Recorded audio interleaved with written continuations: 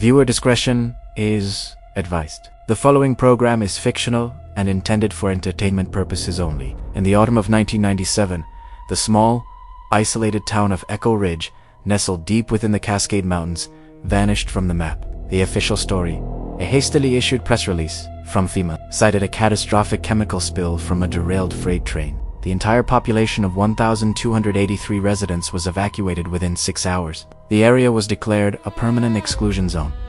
For decades, that was the accepted truth.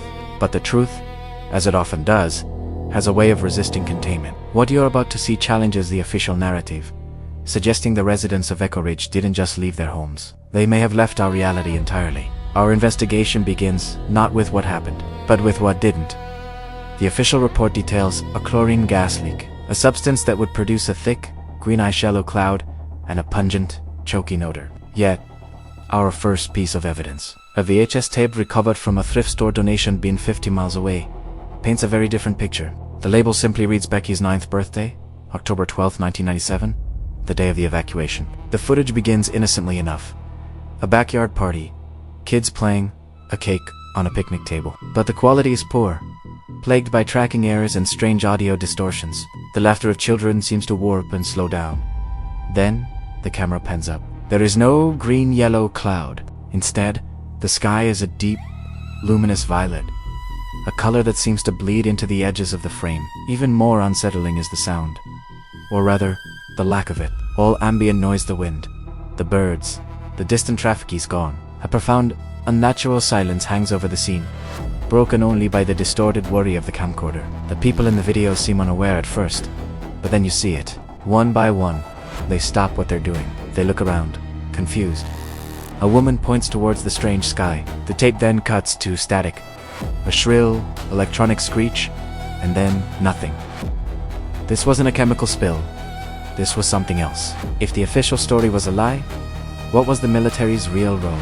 A recently declassified document, obtained through a Freedom of Information Act request, deepens the mystery. The file is heavily redacted. Black bars obscure names, locations, and entire paragraphs. But what isn't redacted is far more disturbing. The document is titled Project Sundown, Echo Ridge Containment Protocol. It details the exact procedures for an indefinite quarantine of the town, citing an extradimensional temporal event. It outlines the establishment of a perimeter, the deployment of specialized atmospheric monitoring units, and a public disinformation campaign centered around a chemical hazard. It's the blueprint for what happened in 1997. The problem, the document is dated March 4, 1985. 12 years before the event, it describes. How could they have a precise plan for a crisis that hadn't happened yet? The redactions hide the why, but the date itself is the most terrifying clue. It implies that whatever occurred in Echo Ridge was not an accident. It was anticipated. The document doesn't read like a contingency plan. It reads like a prophecy they were waiting to fulfill. One section, almost entirely blacked out, contains a single, chillingly clear phrase. Once the signal is confirmed, temporal severance is the only viable option. The signal, the Echo Ridge signal, the town was declared empty and sealed off by October 13, 1997. Military patrols enforced a strict no-entry zone. For weeks, the official story held. But on November 3rd, nearly a month after the last resident was supposedly accounted for, a 911 call was routed to the sheriff's office in the next county over. The connection was poor, filled with static and what sounds like a low, humming frequency. The operator can barely make out the caller, a man whispering in a panic. This is the official transcript of that call. 911. What's your emergency? Hello, can you hear me? My name is... It doesn't matter, I'm in Echo Ridge. Sir, that's not possible. The town was evacuated. No, we didn't get out. Some of us didn't get out. We're trapped. We tried to walk out. The road, it keeps going. We walked for days and ended up back at the town site. Sir, where are you calling from? My house. I can see the soldiers from my window. They're just standing there. They don't move. Please, you have to help us. What is the danger, sir? Is it the chemical spill? There's a long pause on the line, filled only by the strange, persistent hum. No spill. It's the sky. It's the wrong color. And the sun. The sun hasn't moved in days. It's been noon for I don't know how long. We're stuck. Please. The light. It doesn't feel right. The call cuts out. Attempts to trace it were unsuccessful. It was logged as a hoax. But when you listen to the audio, you can hear the raw terror in the man's voice.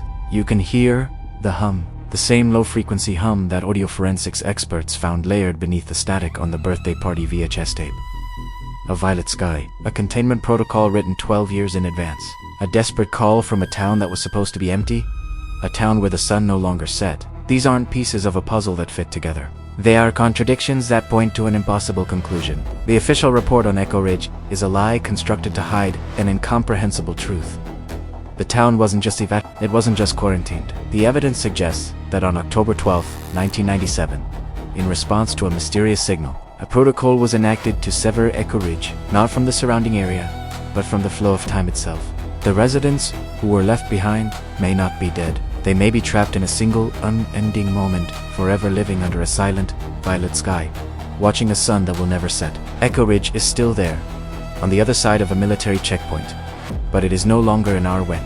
It is a scar on the timeline, a silent testament to a day when reality and a small mountain town, along with its 1,283 souls, simply stopped. Thank you for watching. If this story has left you with questions, that's the point. Sometimes, the most important truths are found not in the answers, but in the echoes of what has been lost. Subscribe for more investigations into the unknown.